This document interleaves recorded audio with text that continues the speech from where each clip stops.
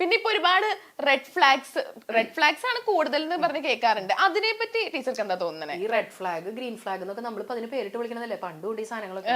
Mutual respect ഇല്ലാത്ത ഒരു ബന്ധവും മുന്നോട്ട് പോയില്ല. കാരണം എന്താ വെച്ച് കഴിഞ്ഞാൽ നമുക്ക് സ്നേഹം, പ്രേമം സംഭവങ്ങളൊക്കെ നമുക്ക് പിന്നീട് ഡെവലപ്പ് ചെയ്തെടുക്കാം. പക്ഷെ അങ്ങോട്ടും ഇങ്ങോട്ടും ഉള്ള ബഹുമാനം ഡെവലപ്പ് ചെയ്തെടുക്കാൻ പറ്റില്ല. കാരണം 4 ആൾ കൂടുന്ന സദസ്സിൽ ഞാൻ ചിലപ്പോൾ എന്റെ ഈഗോ സാറ്റിസ്ഫൈ ചെയ്യാൻ വേണ്ടി അല്ലെങ്കിൽ വലിയ ആളാവാൻ വേണ്ടി എന്റെ പാർട്ട്ണറെ ചീത്ത വിളിക്കാൻ തയ്യാറാവുകയാണെങ്കിൽ അവിടെ ഒരു സ്നേഹമില്ല, ഒരു കോപ്പില്ല. അല്ലെ? സ്നേഹമുള്ള ഒരാള് നമ്മളുടെ പാർട്ട്ണർ അവിടെ അപമാനിതയാവാൻ നമ്മൾ ഒരിക്കലും സമ്മതിക്കില്ല. അതാണ് നമ്മളുടെ അവരുടെ റെസ്പെക്ട് എന്നും ഉയർന്നു നിൽക്കണം എന്നാണ് നമ്മൾ ആഗ്രഹിക്കുക. അതല്ലാതെ എന്റെ ഈഗോ സാറ്റിസ്ഫൈ ചെയ്യാൻ വേണ്ടിയിട്ട് അവളെ കുറച്ചൊന്ന് താഴ്ത്തി പറയാൻ അവളെയോ അവനെയോ താഴ്ത്തി പറയാൻ തയ്യാറാവണമെങ്കിൽ അവിടെ സ്നേഹമൊന്നുമില്ല, വെറും പ്രകടനവും പ്രഹസനവും മാത്രമാണ്. അപ്പൊ മ്യൂച്വൽ റെസ്പെക്ട് ഇല്ലാത്ത ഒരു ബന്ധവും ഇന്ന് വരെ കണ്ടിന്യൂസ് ആയിട്ട് നിലനിന്ന് പോയിട്ടില്ല. ഞാൻ എപ്പോഴും അങ്ങനെ ആലോചിക്കുമ്പോൾ ഒരു ഏറ്റവും നല്ലൊരു കപ്പിളിനെ, ഫിലിം ഫീൽഡിലുള്ള ഒരു കപ്പിളിനെ പെട്ടെന്ന് ഓർമ്മ വരുന്നു പറയും ജ്യോതിക സൂര്യ, അതുപോലെ തന്നെ ജനീലിയ, ഹൃദേശ് ദേശ്മുഖ്. പറയാൻ പറ്റില്ല, പക്ഷെ ഞാൻ ഭയങ്കര അഡ്മയർ ചെയ്യുന്നൊരു കപ്പിളാണ്. കാരണം എനിക്ക് ഭയങ്കര ഇഷ്ടമാണ് അവര്. ഒരു വട്ടം എവിടെ ഒരു ഇന്റർവ്യൂല് എന്താ പറയുക, ഞങ്ങൾ ഒരു വട്ടം പോലും ഒരു വാക്ക് തർക്കം, ഒരു ആർഗ്യുമെന്റ് ഒന്നും തെറ്റ് വാക്ക് തർക്കം ആർഗ്യുമെന്റ് ഇല്ലാത്ത ഒരു നല്ല റിലേഷൻ ഇവിടുന്ന് ഞാൻ ആർഗ്യുമെന്റ് ഇല്ലാത്ത റിലേഷൻഷിപ്പാണ് ഞാൻ പറയണേ. മുട്ടൻ അടികൾ ഉണ്ടാവണം. ഞാനത് എവിടെയെങ്കിലും ഡോക്ടർക്ക് എന്തായാലും കാണിച്ചു തരും. മുട്ടൻ അടികൾ ഉണ്ടാവണം. അത് അവര് പറഞ്ഞല്ലേ. നമ്മൾ തമ്മിൽ തല്ലുകൂടുന്നില്ല എന്ന് പറഞ്ഞാൽ അതിന്റെ അർത്ഥം എന്താണെന്നറിയോ? നമ്മൾ ഒന്നില്ലെങ്കിൽ മറ്റാൾ പേടിക്കുന്നുണ്ടെന്നാണ് അർത്ഥം. അതായത് തല്ലുകൂടാൻ പോലും പറ്റാത്ത രീതിയിൽ നമ്മൾ അയാളെ ഭയങ്കരമായി പേടിക്കുന്നു. അതായത് ഈ റിലേഷൻഷിപ്പിൽ നിലനിന്ന് പോകാനായിട്ട് ഞാൻ അയാളെ പേടിച്ചിട്ട് എനിക്ക് ഇഷ്ടപ്പെടാത്തൊരു കാര്യങ്ങൾ പോലും പറയാതെ ഞാൻ സ്വയം സഫർ ചെയ്യുന്നിടത്താണ് തല്ലുകൂട്ടില്ലാണ്ടിരിക്കുക. ചിലപ്പോൾ ഇപ്പൊ ഇവിടെ മെഹർ വന്നിരുന്ന ചില ഡയലോഗുകൾ എനിക്ക് ഇഷ്ടപ്പെട്ടില്ല എന്ന് ചോദിക്കും. അപ്പൊ ഞാൻ മെഹറിന്റെ അടുത്ത് അത് പറയാൻ ഭയക്കുന്നത് എന്തുകൊണ്ടാ? ഇനിയിപ്പോ അത് പറഞ്ഞു കഴിഞ്ഞാൽ മെഹറിന് വിഷമാവോ, അതല്ലെങ്കിൽ ഞാനും മെഹറും തമ്മിലുള്ള ഫ്രണ്ട്ഷിപ്പ് കട്ടാവോ എന്ന് ആലോചിക്കുമ്പോൾ പറയുന്നില്ല. അപ്പൊ അവിടെ പ്രശ്നങ്ങൾ ഉണ്ടാവുന്നില്ല. അപ്പോൾ ഏറ്റവും നല്ല റിലേഷൻഷിപ്പ് പ്രശ്നങ്ങളില്ലാത്ത റിലേഷൻഷിപ്പ് അല്ല, മുട്ടൻ അടികൾ ഉണ്ടായിട്ട് ആ അടികളിൽ നിന്ന് തിരിച്ചു വരുന്നവരാണ്. അതായത് നമ്മൾ തല്ലുകൂടുന്ന എപ്പോഴും അത് സോൾവ് ചെയ്യാൻ വേണ്ടിയിട്ടായിരിക്കണം. അതായത് നമുക്ക് ഒരേ അടി തന്നെ ആവർത്തിക്കരുത്, പുതിയ പുതിയ അടികൾ ഉണ്ടാക്കണം. അതായത് ത്രില്ലിംഗ് ആയിട്ടുള്ള അടികൾ ഉണ്ടാക്കണം. അടി കഴിഞ്ഞിട്ട് കൂട്ടാവുന്നില്ലേ, ഭയങ്കര രസാ അല്ലെ, ഭയങ്കര സ്നേഹം. അപ്പൊ എന്നും ഇങ്ങനെ അടിയിലാണ്ടിരുന്ന് കഴിഞ്ഞാൽ എന്താ രസമുള്ളത്? നല്ല നല്ല അടികൾ ഉണ്ടാവും. പക്ഷെ അടി കൂടുമ്പോഴും നമ്മുടെ ഉള്ളില് ആ ഈഗോ സാറ്റിസ്ഫൈ ചെയ്യാൻ വേണ്ടിയിട്ടല്ല അടി കൂടേണ്ടത്. അടി കൂടുന്ന സമയത്ത് ഞാൻ ജയിക്കണം എന്നുള്ള ചിന്തയിലല്ല അടി കൂടേണ്ടത്. അതായത് ഇതിന്ന് നമുക്കൊരു സൊല്യൂഷൻ ഓറിയന്റഡ് ആയിട്ട് തല്ലുകൂടണം. അതായത് നമ്മളിങ്ങനെ പുറകിലാണെങ്കിലും കൈ മുറുകെ, അതായത് പുറത്തേക്ക് അല്ലെങ്കിലും നമ്മുടെ കൈ വിട്ടിട്ടുണ്ടാവരുത്. രണ്ടുപേരും ഒന്നിച്ച് കൈകോർത്ത് പിടിച്ചിട്ടായിരിക്കണം അടി മുന്നോട്ട് പോകേണ്ടത്. ഞാൻ എപ്പോഴും ഒരു പോസ്റ്റർ കണ്ടത് ഓർക്കുന്നു. അതായത് ഒരു ഭാര്യയും ഭർത്താവും തമ്മിൽ തല്ലുകൂടിയിരിക്കുകയാണ്. പക്ഷെ ആ പോസ്റ്ററിൽ എന്താ കാണിക്കുന്നത് വെച്ചാൽ നല്ല മഴയത്ത് ഭാര്യ ഇരിക്കുകയാണ്. അത് ആ പോസ്റ്ററിന്റെ ഒരു സംഭവം ഇങ്ങനെയാണ്. നല്ലൊരു മഴയത്ത് ഒരു ഭാര്യ ഇങ്ങനെ ഇരിക്കണം. അപ്പം അവർ തല്ലുകൂടിയിട്ടിരിക്കുക. പക്ഷെ ഭർത്താവ് ഇങ്ങനെ ഗൗരവത്തില് കൊട ഇങ്ങനെ നീട്ടി പിടിച്ചു കൊടുത്തിരിക്കണം. അതിനർത്ഥം അവര് തമ്മില് പുറമേക്ക് തല്ലുകൂട്ടത്തിലാണ്, പക്ഷെ ആ കെയറിംഗ് ഉണ്ട്, ആ ഒരു ഇഷ്ടം അവിടെ ഉണ്ട്. ആ രീതിയിൽ വേണം ആ തല്ലുകൂട്ടം മുന്നോട്ട് പോകാൻ. അതായത് നമ്മുടെ അഭിപ്രായ വ്യത്യാസങ്ങളെ തുറന്നു പറയാൻ പറ്റുന്ന ഒരു രീതിയിലായിരിക്കണം നമ്മൾ ആ തർക്കങ്ങൾ മുന്നോട്ട് കൊണ്ടുപോകാൻ. പിന്നെ അതുപോലെ തന്നെ പിന്നെ നമ്മൾ കേൾക്കുന്നതാണ്, ആദ്യം റിലേഷനൊക്കെ തുടങ്ങുന്ന സമയത്ത് എൻ്റെ അടുത്ത് ഭയങ്കര സ്നേഹമായിരുന്നു, പിന്നെ കുറച്ച് നാൾ കഴിയുമ്പോൾ പെട്ടെന്ന് അങ്ങോട്ട് മാറി. അതൊക്കെ എന്തുകൊണ്ടായിരിക്കും? നമ്മൾ ഇവോൾവ് ചെയ്ത് വരല്ലേ. നമ്മൾ ഡേ 1 അതുപോലെ തന്നെ നമുക്ക് ഒരു 5 വർഷം കഴിഞ്ഞിട്ട് നിലനിൽക്കാൻ പറ്റില്ലല്ലോ. ഞാൻ പറയണ ആ ഒരു ഡേ 1 ആള് ഇങ്ങനെ ഇവോൾവ് ചെയ്ത് വരുമ്പോഴാണ് ആ മാറ്റം ഉണ്ടാവുന്നത്. കാരണം ആദ്യത്തെ ദിവസം നമ്മൾ പരിചയപ്പെടുമ്പോൾ നമ്മൾ വളരെ ഫോർമൽ ആയിട്ടായിരിക്കും സംസാരിക്കുന്നുണ്ടായിരിക്കും. അപ്പൊ നമ്മൾ ചിലപ്പോൾ അവർ പറയുന്ന എല്ലാ കാര്യങ്ങളും നമ്മൾ നടത്തി കൊടുക്കുന്നുണ്ടായിരിക്കും. ആ ലവ് ബോംബിംഗ് ഒക്കെയാണ് അതിനെ പറയാം. അതായത് നമ്മൾ അവരെ പ്ലീസ് ചെയ്യാനായിട്ട് അവർക്ക് വേണ്ട എല്ലാ കാര്യങ്ങളും ചെയ്തു കൊടുക്കുന്നു. അവർ പറയാതെ തന്നെ എല്ലാം കണ്ടറിഞ്ഞ് ചെയ്യുന്നു. അവരുടെ ബർത്ത്ഡേസും അവരുടെ എല്ലാ കാര്യങ്ങളും ഒക്കെ നമ്മൾ ഒരുപാട് സർപ്രൈസിങ് ആയിട്ടുള്ള കാര്യങ്ങളും ചിലപ്പോൾ കുറച്ച് വർഷങ്ങൾ കഴിയുമ്പോൾ ചിലപ്പോൾ അതിനേക്കാൾ വലിയ വലിയ കാര്യങ്ങളൊക്കെ നമ്മൾ ചെയ്തു കൊടുക്കുന്നുണ്ടായിരിക്കും. പക്ഷെ നമുക്ക് എന്താ തോന്നുന്നത് വെച്ചാൽ അന്ന് എന്നെ എത്രമാത്രം അവന് ഒലിപ്പിച്ച് സംസാരിക്കാറുണ്ട്, എത്ര മണിക്കൂറുകളോളം ഞങ്ങൾ ഫോണിൽ സംസാരിക്കാറുണ്ട്. പക്ഷെ ഇപ്പോൾ അതെല്ലാം കുറഞ്ഞു വന്നല്ലോ. അത് ഇവോൾവ് ചെയ്ത് വരും. ആദ്യത്തെ ഡേ 1 നമ്മൾ പരിചയപ്പെട്ട അതേ ആളായിരിക്കില്ലല്ലോ ഇപ്പോഴും ഉണ്ടാവുക. പക്ഷെ ആ സ്നേഹത്തിന്റെ എലമെന്റ് കുറയാതെയുള്ള ഇവോൾവിംഗ് ആണെന്നുണ്ടെങ്കിൽ ഇറ്റ്സ് ബെറ്റർ.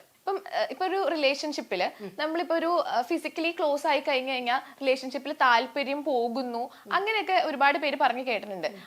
അങ്ങനത്തെ ഇതിനോട് ടീച്ചർ യോജിക്കുന്നുണ്ടോ? അങ്ങനെ ഉണ്ടോ ശരിക്കും? അതായത് സ്നേഹത്തിന്റെ ഒരു അൾട്ടിമേറ്റ് ലെവലിൽ എത്തുമ്പോൾ നമുക്ക് ചിലപ്പോ ഒരു ഫിസിക്കൽ റിലേഷൻഷിപ്പിലൊക്കെ നമ്മൾ എത്തിപ്പോകാം. കാരണം നമ്മൾ ഈ പഴയ കാലഘട്ടത്തിൽ പറയുന്ന പോലെ വിരൽത്തുമ്പിൽ പോലും സ്പർശിക്കാതെ ഒന്നും പ്രണയം മുന്നോട്ട് കൊണ്ടുപോകാൻ പറ്റുമെന്ന് വിശ്വസിക്കുന്ന ഒരു പടുവിഡിയോ ഒന്നുമല്ല ഞാൻ. കാരണം ഞാൻ പറയുന്ന ആ സ്നേഹത്തിന്റെ, അതായത് പഴയ കവികളൊക്കെ പാടാറുണ്ട്, മാംസനിബദ്ധമല്ല രാഗം. മലയാളം അറിയോ കുട്ടിക്ക്? ഇല്ല. അജിൻ സാറിന്റെ മോളല്ലേ, അജിൻ സാറിന് ഈ മലയാളം പറഞ്ഞ അറിയുന്നുണ്ട്. മാംസനിബദ്ധമല്ല രാഗം എന്ന് പറഞ്ഞാൽ മാംസത്തിനെ സ്നേഹിക്കുന്നതായിരിക്കരുത് പ്രേമം എന്നാണ് അർത്ഥം.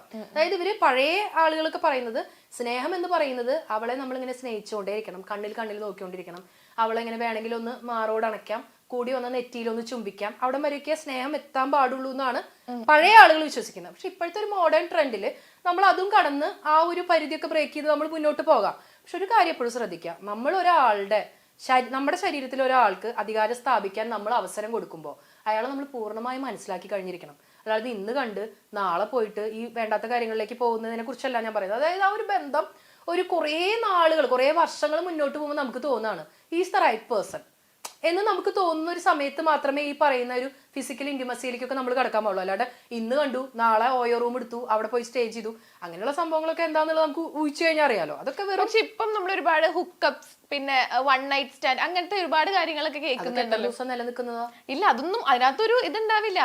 ചിലപ്പോ അവര് തമ്മിലുള്ള ബന്ധം എന്താന്ന് വെച്ചാൽ ഇഷ്ടമാണ്, പക്ഷെ നമ്മൾ തമ്മിൽ റിലേഷൻഷിപ്പിലൊന്നും അല്ല എന്ന് പറയുന്ന ആൾക്കാരാണ്. അതൊക്കെ പഴയ കാലത്തുണ്ടായിരുന്നു. ഈ പറയുന്ന ഹുക്കപ്സും വൺ നൈറ്റ് സ്റ്റേ എന്ന് പറയുന്ന വേർഡ്സ് ഉണ്ടായിരുന്നില്ല എന്നുള്ളൂ. നമ്മുടെ കാലഘട്ടത്തിൽ ഉണ്ടായിരുന്നു. കോഴികളൊക്കെ ഈ മറ്റേ ബോബനും മോളിയില് ഹിപ്പിച്ചായന്റെ കഥ വായിച്ചിട്ടുണ്ടാ? ഞാൻ ജനിച്ച കാലം മുതൽ വായിക്കുന്ന ഹിപ്പിച്ചായന് ഒരുപാട് പെണ്ണുങ്ങളുണ്ടായിരുന്നു, ഒരുപാട് പെണ്ണുകേഴ്സ് ഉണ്ടായിരുന്നു. അതിലെവിടെയെങ്കിലും ഹുക്കപ്സ്ന്നോ വൺ നൈറ്റ് സ്റ്റേ നമ്മൾ വായിച്ചിട്ടുണ്ടോ? ഇല്ല.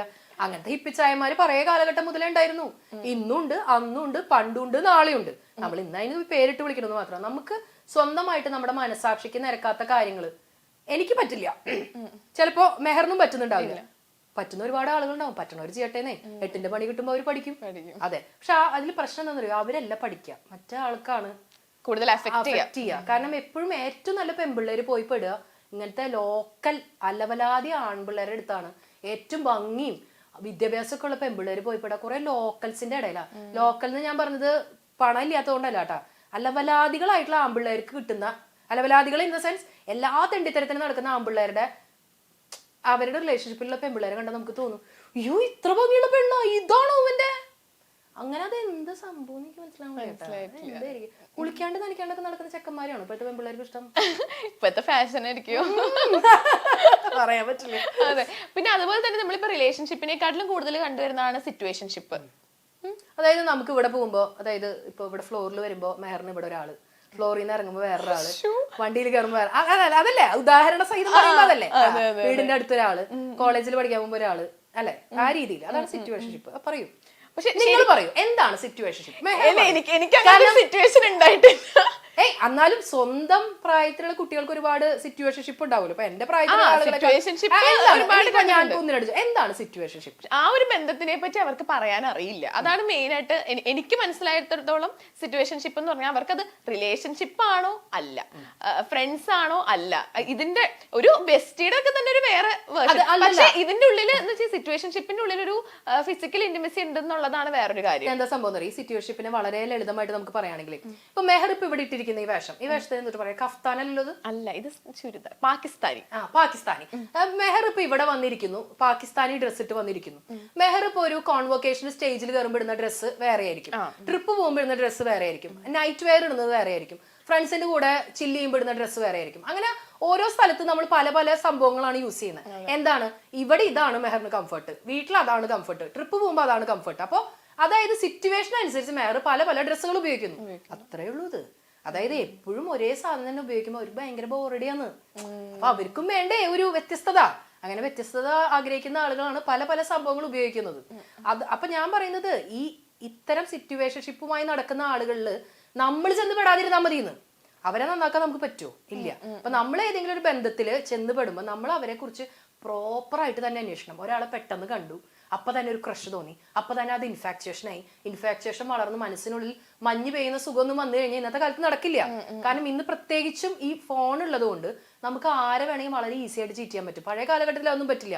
ഒരു പ്രേമലേഖനം എഴുതണം, ഒരു സുഹൃത്തിന്റെ കയ്യിൽ കൊടുത്തു വിടണം, അവരെന്നിട്ട് അത് ടെക്സ്റ്റ് ബുക്കിന്റെ ഉള്ളിൽ അടച്ചു വെക്കണം, വീട്ടിൽ അവരെത്തിയിട്ട് അത് തുറക്കുമ്പോൾ ആ പ്രേമലേഖനം വായിക്കണം. എന്ത് വലിയ പ്രൊസീജിയറാണെന്നറിയോ?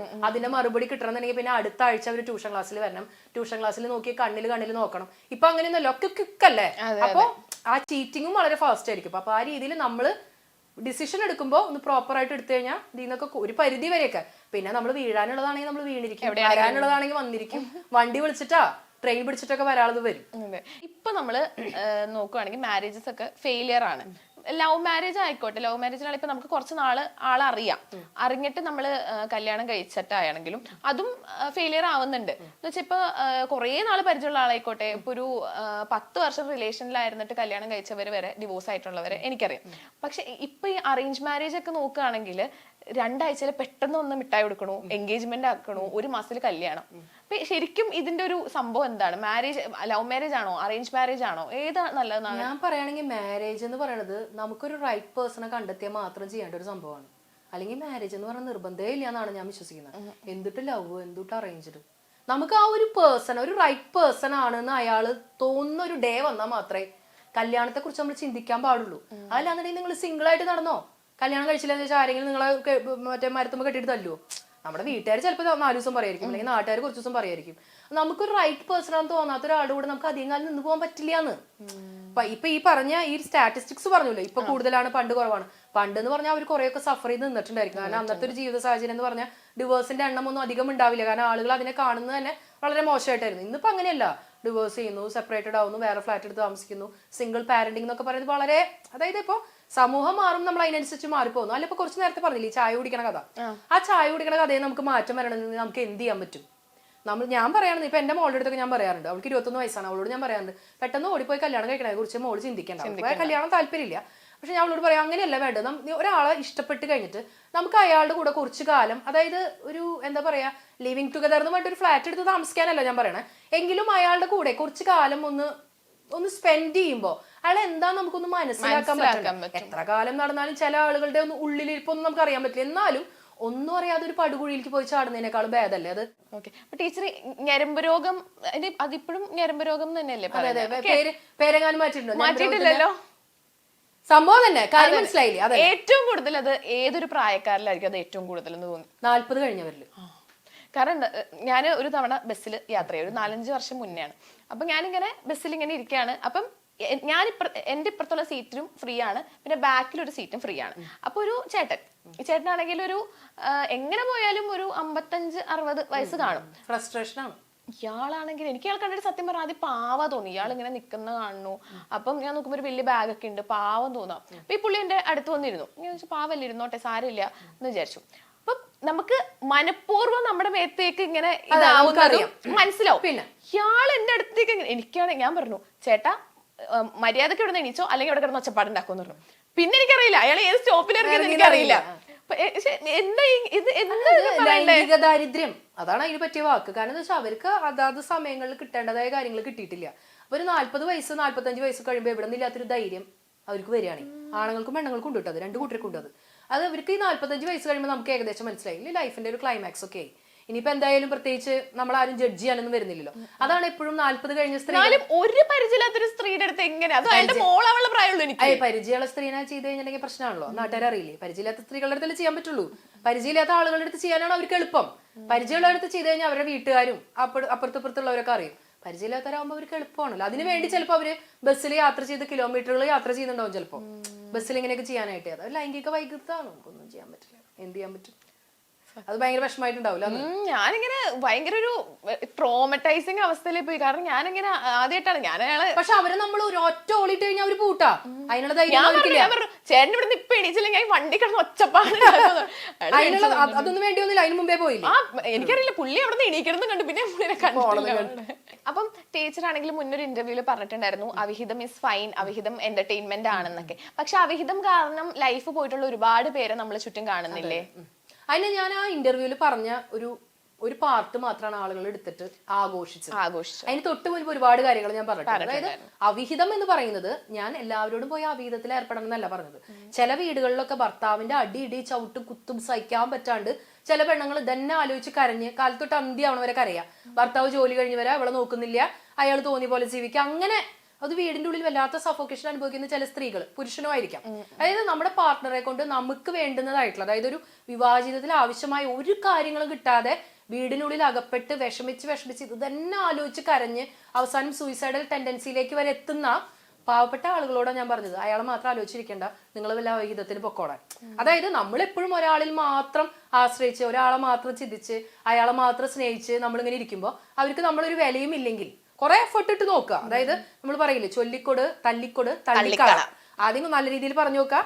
ഒക്കെ എല്ലാ തരത്തിലുള്ള സാമം വാദം മറ്റേ സംഭവം എന്താ സാമം വേദം ആ സംഭവം സാമം ദാനം വേദം ദണ്ണം അതെ ആ സംഭവങ്ങളൊക്കെ പരീക്ഷിച്ചിട്ട് നടക്കാണ്ടാവുമ്പോൾ നമ്മൾ എന്ത് ചെയ്യാം, തള്ളി അങ്ങോട്ട് കളയാം. കാരണം എല്ലാ തരത്തിലും നമ്മൾ ശ്രമിക്കണം നല്ല രീതിയിൽ. എന്നിട്ട് അവര് നമ്മളെ മൈൻഡ് ചെയ്യുന്നില്ല. ഒരു വിവാഹ ജീവിതത്തിൽ വേണ്ടുന്നതായിട്ടുള്ള കുറെ കാര്യങ്ങളുണ്ട്. ഏറ്റവും മെയിൻ ആയിട്ട് വേണ്ടത് പരിഗണനയാണ്. അത് കിട്ടില്ല എന്നുണ്ടെങ്കിൽ പിന്നെയും ഇവരെ തന്നെ ആലോചിച്ച് മോങ്ങിക്കൊണ്ടിരിക്കേണ്ട, നിങ്ങൾ വല്ല അവിഹിതത്തിന് പൊക്കോന്നാണ് ഞാൻ പറഞ്ഞത്. പക്ഷെ എല്ലാവരും അവിഹിതം ഈസ് ഫൈൻ, അത് മാത്രമാണ് എല്ലാവരും അതിൽ ഏറ്റവും രസം എന്ന് പറയും. അതിന്റെ താഴെ ഇത് പറഞ്ഞ് മെഴുകുന്ന ആളുകളുണ്ടല്ലോ, അവരാണ് ഈ പറയുന്ന രാത്രി തോർത്തുമുണ്ട് ഇട്ടിട്ട് പോകുന്ന മെയിൻ ആൾക്കാരാണ് അതിന്റെ അടിയിൽ വന്ന് അയ്യോ ഇവൾ എന്തൊക്കെയാണ് ഈ കിടന്ന് വിളിച്ചു പറയുന്നത്, ഈ പെണ്ണും പിള്ളക്ക് ഒരു പണിയുമില്ലേ എന്ന് പറഞ്ഞ അവനും അവളുമാണ് 4-5 പെണ്ണുങ്ങളെ ആണുങ്ങളെയും വെച്ചോണ്ടിരിക്കുന്നത്. അവർക്ക് നാണില്ല അല്ലെ, വെറുതെ ഫേക്ക് ചെയ്യാന്നേ വന്നിട്ട് ഇങ്ങനെ ഫേക്ക് കോളികളാണ് അധികവും. അവരുടെ കമന്റുകളൊക്കെ കാണും. സാധാരണ ആൾക്കാർ ഇങ്ങനെ കമന്റ് എടുത്ത് കൊണ്ടുപോയി പിന്നെ അത് സ്റ്റാറ്റസ് ആക്കി. ഞാൻ അതൊക്കെ കാണുമ്പോൾ ഇങ്ങനെ വിചാരിച്ചു, ഓ ഇങ്ങനത്തെ ബാഡ് കമന്റ്സ് വരുന്നതോട് സാധനം റീച്ച് ആയി വരുന്നുണ്ട്. അങ്ങനത്തെ കമന്റുകൾ എനിക്ക് ഭയങ്കര ഇഷ്ടമാണ്. കാരണം ഇങ്ങനെ കമന്റ് ഇടുന്ന ആളുകൾ നിങ്ങൾ ഒരു കാര്യം മനസ്സിലാക്കണം, നിങ്ങൾ എത്രത്തോളം നെഗറ്റീവ് കമന്റ് ഇടുന്നുണ്ടോ അത്രത്തോളം എന്റെ പേജ് റീച്ച് ആവുന്നുണ്ട്. വീണ്ടും അവരോടൊക്കെ സഹതാപാണ്.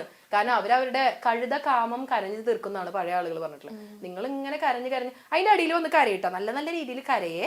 അപ്പൊ ഞാൻ അതൊക്കെ കണ്ട് ഇങ്ങനെ ഞാൻ ഒരു സൈക്കോ ആണെന്ന് ഇവര് പലപ്പോഴും മറക്കുന്നു. ഈ കല്യാണവും കഴിഞ്ഞ് ഒരു 40-44 വയസ്സ്, ഭാര്യയുണ്ട്, 3 മക്കള്, 4 മക്കളുള്ള ഈ കൂടുതൽ ഭർത്താക്കന്മാരൊക്കെ ഈ അവിഹിതത്തിലേക്ക് പോകുന്നത് നമ്മൾ കണ്ടിട്ടുണ്ട്. എന്തുകൊണ്ടായിരിക്കും ചോദിക്കുമ്പോ ഭാര്യയായിട്ട് ഒരു പ്രശ്നമില്ല, നല്ല സ്നേഹത്തിലാണ്. അതെന്താണെന്നറിയോ, ഈ ഒരു സെക്ഷൽ ഫാന്റസി ആഗ്രഹിക്കുന്ന പുരുഷന്മാരും സ്ത്രീകളും ഉണ്ട്. ഇപ്പൊ മാധവിക്കുട്ടി തന്നെ പണ്ട് ഒരിക്കൽ പറഞ്ഞത് ഞാനിങ്ങനെ ഓർക്കുന്നു. അതായത് നമുക്ക് എല്ലാവർക്കും ഒരു ഇണയിലൊന്നും തൃപ്തിപ്പെടാൻ പറ്റുന്ന ആളുകളല്ല നമ്മൾ ആരും, ഒരു മനുഷ്യരും. അത് നമുക്ക് ശരിക്കും മോണോഗമസ് ആയിട്ട് ജീവിക്കാൻ പറ്റുന്ന രീതിയിലല്ല നമ്മളെയൊന്നും ദൈവം സൃഷ്ടിച്ചിരിക്കുന്നത്. അതായത് നമുക്ക് പല ആളുകളോട് ഇഷ്ടം തോന്നാം.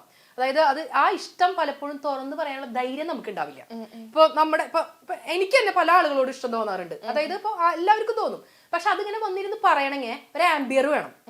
അതായത് അപ്പൊ നമുക്ക് എല്ലാ ആളുകളോടും വഴി നടന്ന് ഇഷ്ടം പറയാൻ പറ്റും. എടാ എനിക്ക് നിന്നെ ഇഷ്ടമാണ്, എനിക്ക് നിന്നെ ഇഷ്ടം, അങ്ങനെ വഴി നടന്ന് പറയാൻ പറ്റും. ചില ഇഷ്ടങ്ങളൊക്കെ നമ്മൾ മനസ്സിന്റെ ഉള്ളിൽ തന്നെ ഒതുക്കി വെക്കും. അപ്പൊ അതുപോലെ ഈ മോണോഗമസ് ആയിട്ട് ചിന്തിക്കാൻ പറ്റാത്ത ആളുകൾ, ചില ആളുകൾക്ക് വീട്ടിൽ നിന്ന് ആ ഒരു എന്താ പറയാ എല്ലാ തരത്തിലുള്ള സന്തോഷങ്ങൾ കിട്ടുന്നുണ്ടാവില്ല. അപ്പൊ അതായത് ഓക്കെ അങ്ങനെ പോകുന്ന വീടുകളുണ്ടാവും. എല്ലാം നല്ല രീതിയിലൊക്കെ പോകുന്നുണ്ടോ, അതായത് ഫാമിലി ആയിട്ട് പോകുന്നു, മക്കളെ നോക്കുന്നു, കാലത്ത് ഉറങ്ങിയിരിക്കുന്നു, രാത്രിയാവുന്നു, കഞ്ഞിയും കറിയും വെക്കുന്നു, ഭർത്താവിനെ നോക്കുന്നു, അങ്ങനെ. അതായത് ഒരു ഭാര്യയുടെ എല്ലാ കടമയും ചിലപ്പോൾ ആ പെണ്ണ് നിർവഹിക്കുന്നുണ്ടാവും. പക്ഷെ ഒരിക്കലും ആ ഭാര്യയ്ക്ക് ഒരു കാമുകിയാവാൻ പറ്റുന്നുണ്ടാവില്ല. അതായത് സ്ത്രീകൾക്ക് വരുന്ന ഏറ്റവും വലിയ പ്രശ്നമാണ്. അതായത് ഒരു 40 വയസ്സൊക്കെ കഴിയുന്തോറും പെണ്ണുങ്ങൾ ഇങ്ങനെ ആണുങ്ങളുടെ അടുത്ത് ഇങ്ങനെ പറയും, നിങ്ങളൊന്നും മിണ്ടാടുന്ന മനുഷ്യ, നിങ്ങൾക്ക് വേറൊരു വിചാരമില്ലേ, പിള്ളേരെ വളർന്ന് വലുതായി, അങ്ങനെയൊക്കെ പറയുന്ന പെണ്ണുങ്ങളുണ്ടല്ലോ, അവരാണ് ഈ ആണുങ്ങളെ നശിപ്പിക്കണേ. കാരണം ആണുങ്ങൾക്ക് എന്ന് പറഞ്ഞാൽ തിക്കുറിശില്, പഴയ സിനിമാ നടൻ തിക്കുറിശി പണ്ട് പറഞ്ഞിട്ടുണ്ട്, ഒരു പുരുഷന് അവന്റെ ആഗ്രഹങ്ങൾ കെട്ടടങ്ങുന്നത് മരിച്ചിട്ട് അടക്കം ചെയ്യുമ്പോഴാണെന്ന്. അതായത് ആണുങ്ങൾക്ക് ആ വികാരം ഭയങ്കര കൂടുതലാണ്. അവരുടെ ഹോർമോൺ അങ്ങനെയാണ്, അവരുടെ ശരീരത്തിലുള്ള ഹോർമോൺ. അപ്പൊ അവരുടെ ഈ ആഗ്രഹങ്ങളും വികാരങ്ങളും ഒന്നും വീട്ടിൽ നിന്നെല്ലാം നടന്ന് കിട്ടാതാവുമ്പോ പുരുഷന്മാർ വേറെ ചില ബന്ധങ്ങളിലേക്കൊക്കെ പോകും. അത് സ്ത്രീകളാണ് ശ്രദ്ധിക്കേണ്ടത്. സ്ത്രീകൾ എപ്പോഴും പുരുഷന്മാരെ, അതായത് വീട്ടിലൊന്നും ഈ ഭാര്യമാരധികവും ഈ വൈകുന്നേരമൊക്കെ ആകുമ്പോൾ ജോലിയൊക്കെ കഴിഞ്ഞ് ചിലപ്പോൾ ആകെ മുഷിഞ്ഞെന്ന് അറിയാം മാക്സി ഒക്കെ ഇട്ടിട്ടായിരിക്കും പെണ്ണുങ്ങൾ നടക്കുന്നുണ്ടായിരിക്കാം. അല്ലെങ്കിൽ അപ്പൊ അതൊക്കെ കാണുമ്പോൾ ആണുങ്ങൾക്ക് അതിലൊന്നും ഒരു വലിയ സന്തോഷം തോന്നില്ല. അപ്പൊ അവർ നോക്കുമ്പോൾ ബെറ്റർ പേഴ്സൺസ് പുറത്തുണ്ട്, അപ്പൊ അവരുമായിട്ട് എന്തുകൊണ്ട് ഇതായിക്കൂടാന്നൊക്കെ ഒരു ചിന്ത. ഞാനിതിനെ ഗ്ലോറിഫൈ ചെയ്ത് സംസാരിക്കില്ല, അതൊക്കെ ആയിരിക്കാം മേ ബി കാരണം. ഇനിയിപ്പോ ഈ ഭാഗം മാത്രം കട്ട് ചെയ്തിട്ടായിരിക്കും. പിന്നെ നമ്മൾ ഈ റിലേഷൻഷിപ്പിലാണെങ്കിൽ സെക്കൻഡ് ചാൻസ് കൊടുക്കുന്ന ഇത് കേട്ടിട്ടുണ്ട്. പക്ഷെ പറ്റിക്കാൻ പറ്റുന്നതിന്റെ മാക്സിമം പറ്റിച്ചിട്ടുണ്ടാവും, ചെയ്യാൻ പറ്റുന്ന എല്ലാ ദ്രോഹങ്ങളും ചെയ്തിട്ടുണ്ടാവും, ചിലപ്പോൾ വേറെ പെണ്ണുങ്ങളുടെ അടുത്ത് പോയിട്ടുണ്ടാവും. പക്ഷെ എന്നാലും ഇഷ്ടമാണ് എന്നുള്ളൊരു പേര് കാരണം വീണ്ടും സെക്കൻഡ് ചാൻസ് കൊടുക്കുന്ന ഒരുപാട് ആൾക്കാരുണ്ട്. അത് ശരിക്കും സെക്കൻഡ് ചാൻസ് സംഭവം അറിയോ, നമുക്ക് ഈ റിലേഷൻഷിപ്പ് ബ്രേക്കപ്പ് ആവുമ്പോഴേ നമുക്കൊരു പ്രത്യേകിച്ച് മഴക്കാലമൊക്കെ വരുമ്പോഴാണ് പ്രശ്നം. മഴയൊക്കെ വരുമ്പോൾ നമുക്ക് പണ്ട് അവന്റെ കൂടെ ഇരുന്ന് ചായ കുടിച്ചതും ബൈക്കിൽ പോയതും കാറിൽ പോയതൊക്കെ ഓർമ്മ വരും. എന്തൊരു നല്ല കാലഘട്ടമായിരുന്നു. പക്ഷെ ഇനിയും ഒരു മഴക്കാലം കൂടി അവന്റെ കൂടെ ആസ്വദിക്കാൻ പറ്റില്ലല്ലോ നമുക്കിങ്ങനെ തോന്നും. മഴക്കാലം ഭയങ്കര പ്രശ്നമുള്ള സമയമായിട്ട് ഈ മഴക്കാലം, എന്തിനാണ് ഈ മഴക്കാലമൊക്കെ. അപ്പൊ നമുക്ക് ഈ പഴയ കാലങ്ങൾ ഓർമ്മ വരും. സത്യത്തിൽ നമുക്ക് മിസ് ചെയ്യണത് അവനെ അല്ല, അല്ലെങ്കിൽ അവളെ അല്ല, അവര് നമ്മുടെ കൂടെ ഉണ്ടായിരുന്നപ്പോൾ ആ ഫീലിംഗ്, ആ ഒരു മെമ്മറി, ആ ഒരു ഫീലിംഗാണ് നമുക്ക് മിസ് ചെയ്യണേ. നാളെ ഇനി ഇയാൾ തിരിച്ചു വന്നാലും ആ ഫീലിംഗ് നമുക്ക് ഇനി കിട്ടില്ല. കാരണം നമ്മുടെ ഉള്ളിൽ ഓൾറെഡി ആ മുറിവുകളെല്ലാം വന്നു കഴിഞ്ഞു. ഇവര് നമുക്ക് തന്നിട്ടുള്ള ട്രോമ, ഇവര് നമ്മളെ ചതിച്ചിട്ടുള്ളത്, ഇവര് നമ്മളെ ചീറ്റ് ചെയ്തിട്ടുള്ളത്, ഇവര് നമ്മളെ തെറി വിളിച്ചിട്ടുള്ളത്, ഇവര് നമ്മളെ അടിച്ചിട്ടുള്ളത്, അല്ലെങ്കിൽ വേറെ പെണ്ണുങ്ങളുടെ അടുത്തേക്ക് പോയത്, അതൊക്കെ നമ്മുടെ ഉള്ളിൽ കിടക്കുന്നുണ്ട്. അപ്പൊ നമ്മൾ ഓൾറെഡി പൊട്ടിയ ഒരു ചില്ല് ഗ്ലാസ്സാ. ഇനി ആ ചില്ല് ഗ്ലാസ് നമുക്ക് ഒട്ടിച്ച് ഫെവിക്കോളൊക്കെ വെച്ച് സെറ്റ് ചെയ്യാം. പക്ഷെ അതിൽ എത്ര വെള്ളം ഒഴിച്ചാലും അവിടുന്ന് ഇവിടുന്നൊക്കെ ഇങ്ങനെ വെള്ളം ഇങ്ങനെ ഊർന്നു പോകും. അപ്പൊ ഇവരിനി എത്ര തിരിച്ചു വന്നാലും അവർ പഴയ ആളായിട്ട് നമുക്ക് അവരെ കാണാൻ പറ്റില്ല. പിന്നെ വേണമെങ്കിൽ ഒരു സെക്കൻഡ് ചാൻസ് ഒക്കെ കൊടുക്കാം, ഒരു കാര്യമില്ല. പുതിയ അത്ഭുതങ്ങളൊന്നും അവിടെ ഉണ്ടാവാൻ പോണില്ല. അയാളായിട്ടും നമ്മളായിട്ട് തന്നെ തുടരും. വെറുതെ നമ്മൾ വായിച്ചു കഴിഞ്ഞ ഒരു പുസ്തകമല്ലേ, ആ പുസ്തകം ഇനി അതിൽ പുതിയ അധ്യായങ്ങളൊന്നും വരാനില്ല. പിന്നെ നമുക്ക് വേണമെങ്കിൽ ഒരു അടിയും കൂടിയും, അന്ന് കിട്ടിയ അടി പോരാണ്ടാണെന്നുണ്ടെങ്കിൽ 1-2 അടിയും കൂടി മേടിച്ചു വെച്ചോ, നല്ലതാ. ട്രസ്റ്റ് പോയി കഴിഞ്ഞാൽ പിന്നെ അതിനകത്ത് കണ്ടിന്യൂ ചെയ്യുന്നതിൽ കാര്യം. ട്രസ്റ്റ് ബ്രേക്ക് ചെയ്ത് കഴിഞ്ഞാൽ പിന്നെ നമുക്ക് അതില് ഒന്നും ചെയ്യാൻ പറ്റില്ല. കാരണം ഒരു വിശ്വാസം ഒരിക്കൽ പോയി കഴിഞ്ഞാൽ അത് പോയി തന്നെയാണ്. കാരണം പിന്നെ അവൻ പറയുന്ന സത്യങ്ങൾ പോലും വിശ്വസിക്കാൻ പറ്റില്ല, നമുക്ക് നുണയായിട്ട് തോന്നുള്ളൂ. കാരണം അന്ന് അവൻ ആ നുണ പറഞ്ഞില്ലേ, അത് ഭയങ്കര സംഭവം. എന്തിനു ഇവര് ഈ ട്രസ്റ്റ് ഒക്കെ ബ്രേക്ക് ചെയ്യാൻ നിൽക്കണേണാവോ? കാരണം വേറെ എന്തും നമുക്ക് ഡെവലപ്പ് ചെയ്തെടുക്കാൻ പറ്റും. പക്ഷെ വിശ്വാസം എന്ന് പറഞ്ഞ ഒരിക്കൽ പോയാൽ ആ കള്ളനായിട്ട് മുദ്ര കുത്തപ്പെടുകയാണ് അവിടെ. അത് അവര് മനസ്സിലാക്കുന്നില്ല എന്നുള്ളതാണ്. അതാണ് സത്യം പറഞ്ഞാൽ. ടീച്ചറോട് സംസാരിച്ചിരിക്കുമ്പോൾ നമുക്കാണെങ്കിൽ എന്തൊക്കെയോ ഞാൻ പറഞ്ഞില്ലേ, എനിക്കിപ്പം ഒരുപാട് കാര്യങ്ങൾ ചോദിച്ച് മനസ്സിലാക്കാനൊക്കെ പറ്റി. കാരണം ഒരുപാട് ലൈഫിൽ ഒരുപാട് ഫേസ് ചെയ്യുന്ന ആൾക്കാർക്കാണെങ്കിൽ ടീച്ചറുടെ അടുത്ത് സംസാരിക്കുമ്പോൾ അവർക്കൊരു പോസിറ്റിവിറ്റി തന്നെ ആയിരിക്കും. അപ്പം ടീച്ചർ എന്തായാലും കൗൺസിലിംഗ് ഒന്നും എന്തായാലും കൊടുക്കുന്നില്ല. അപ്പം നമ്മളിടത്തിലേക്ക് എത്താൻ അവർ എന്താ ചെയ്യേണ്ടത്? നമ്മളിടം എന്ന് പറഞ്ഞാൽ നമ്മൾ ഈ തൃശ്ശൂർ നടത്തുന്ന ഒരു പ്രോഗ്രാമാണ്. അതിൽ ചെറിയൊരു രജിസ്ട്രേഷൻ ഫീസ് ഉണ്ട്. അപ്പൊ അതൊരു ഫുൾ ഡേ നമ്മൾ അവിടെ, നിങ്ങളുടെ ഒരു പ്രശ്നം ഞാൻ കേൾക്കില്ല കേട്ടോ, അത് ആദ്യമേ പറയാം. പ്രശ്നം കേൾക്കാനും അത് മുഴുവൻ അവിടെ കമഴ്ത്തിയിടാനാണ് വരുന്നെങ്കിൽ നിങ്ങൾ ആരും വരണ്ട. നമ്മളിടം എന്ന് പറഞ്ഞാൽ നിങ്ങൾക്ക് സന്തോഷിക്കാനുള്ള ഒരു പ്ലാറ്റ്ഫോമാണ്. അവിടെ നിങ്ങളുടെ മൊബൈൽ ആദ്യം വാങ്ങി വെക്കും. എന്നിട്ട് കുറേ പഴയ ഗെയിംസും പഴയ കഥകളൊക്കെ പറഞ്ഞ് നമ്മളിങ്ങനെ എല്ലാവരും കളിച്ച് ചിരിച്ച് പഴയ ഒരു കുട്ടിക്കാലത്തിലേക്ക് പോകുന്ന ഒരു സ്ഥലമാണ് നമ്മളിടം. അതായത് പഴയ ചെമ്പകപ്പൂവൊക്കെ കൊണ്ടുവന്ന് ലാങ്കിയൊക്കെ കൊണ്ടുവന്ന് ഗോലിയൊക്കെ കളിച്ച് അങ്ങനെ ഒരു, അതായത് നമ്മൾ പലപ്പോഴും നഷ്ടപ്പെട്ടു പോകുന്ന നമ്മുടെ കുട്ടിക്കാലാണ് നമുക്ക്, അല്ലെ? നമുക്കിങ്ങനെ പലരും പറയാറുണ്ട്, പോയ വഴികളിൽ എന്റെ പഴയ എന്നെ എനിക്ക് നഷ്ടപ്പെട്ടു. ആ പഴയ എന്നെ തിരിച്ചെടുക്കുന്ന സ്ഥലമാണ് നമ്മളിടം. സത്യം പറഞ്ഞ ടീച്ചർ ഈ സീസൺ ബിഗ് ബോസിൽ പോയി കഴിഞ്ഞാൽ വിളിച്ചിട്ടുണ്ടായിരുന്നു. ആണോ? എന്നിട്ട് ഞാൻ വലിയൊരു നോ പറഞ്ഞു. എന്തുപറ്റി? കാരണം ബിഗ് ബോസ് നമുക്ക് പറ്റിയ സ്ഥലമല്ല. കാരണം ബിഗ് ബോസിൽ പോയി കഴിഞ്ഞിട്ടുണ്ടെങ്കിൽ അവിടെ ഒരുപാട് തരത്തിലുള്ള സ്ട്രാറ്റജികളൊക്കെ വേണ്ടി വരും. എന്നെ സംബന്ധിച്ച് ഒരു സ്ട്രാറ്റജി ഇല്ലാത്തൊരു മനുഷ്യനാണ് ഞാൻ. ഇപ്പൊ വീഡിയോ ചെയ്യുമ്പോൾ പോലും ഞാൻ അരുണിന്റെ അടുത്ത് അതാ പറഞ്ഞ ഇടയിൽ കട്ട് ചെയ്യരുതെന്ന്. കാരണം എനിക്ക് ഇടയിൽ കട്ടും ടേക്കും പേസ്റ്റ് ഒന്നും പറ്റില്ല. എങ്ങനെയാണോ ആസ് ഇറ്റ് ഈസ് ഈ ഇംപെർഫെക്ഷനോട് കൂടി എന്നെ ആളുകൾ അംഗീകരിക്കാൻ പറ്റുമെങ്കിൽ അംഗീകരിച്ചാൽ മതി, അംഗീകരിച്ചില്ലെങ്കിലും ഞാൻ മാറാൻ പോകുന്നില്ല. അപ്പൊ എന്നെ ഒരു ചട്ടക്കൂടിനുള്ളിൽ ഇരുത്തിക്കൊണ്ടുള്ള ഒരു സ്ഥലങ്ങളിലേക്ക് എനിക്ക് പോകാൻ പറ്റില്ല. അതുകൊണ്ട് ഒരു ബിഗ് നോ ഞാൻ അവിടെ പറഞ്ഞു. ഭയങ്കര TRP ആണ് നഷ്ടമായത്. അപ്പൊ നമ്മൾ ഒരുപാട് വിശേഷങ്ങളൊക്കെ പറഞ്ഞു. എനിക്ക് എന്താ പറയാ, ഒരു ഇന്റർവ്യൂ പോലും ഫീൽ ചെയ്തില്ല കേട്ടോ. തന്നെ ഇവിടെ ഉള്ള എല്ലാവരും ഭയങ്കര കംഫർട്ട് ആയിരുന്നു. കാരണം ഞാൻ ആ ഒരു തൃശ്ശൂരിൽ ഇത്ര ദൂരം യാത്ര കഴിഞ്ഞ് വന്നിട്ടുള്ള ഒരു പ്രാന്ത് പിടിച്ചിട്ട്, അല്ലെ? അതൊന്ന് പറയൂ, ആ ഒരു സാരി എടുത്ത് വന്നപ്പോ പിന്നെ ആ പ്രാന്ത് മാറ്റി വെച്ച്, കാരണം ആ വന്ന് കയറുമ്പോ തന്നെ നിങ്ങൾ തന്ന ഒരു ഹോസ്പിറ്റാലിറ്റി എല്ലാവരും എടുത്തും, അരുണായാലും മാർഷലായാലും മെഹറായാലും, അതെ, സ്വയം പേര് പറയേണ്ട അവസ്ഥയിലേക്ക് ഇവരെല്ലാവരും ഭയങ്കര കംഫർട്ടബിൾ ആയിട്ടാണ് പെരുമാറിയത്. അപ്പൊ പിന്നെ കൂളായിരുന്നു. ഇനിയും ഒരുപാട് ടീച്ചറിനൊപ്പം ഇന്റർവ്യൂസ് ഒക്കെ എടുക്കാൻ പറ്റട്ടെ ഞാൻ എന്നോട് തന്നെ ആശംസിക്കുന്നു.